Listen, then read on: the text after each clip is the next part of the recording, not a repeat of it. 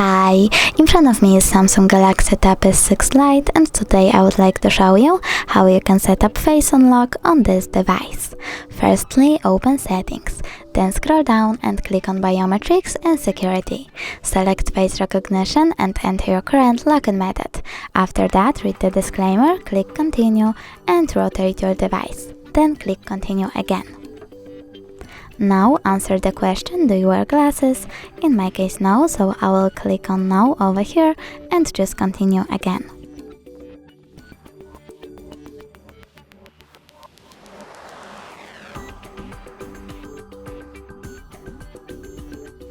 Now you need to tap on the switcher next to Stay on Lock Screen feature to turn it on or off. When you're done, click Done. Now when I go back, turn off my screen and turn it back on, I can see that Face Unlock is working properly, so all I need to do is swipe up to open my device. Thanks so much for watching. If you enjoyed this video, don't forget to leave a like, comment and subscribe. Bye!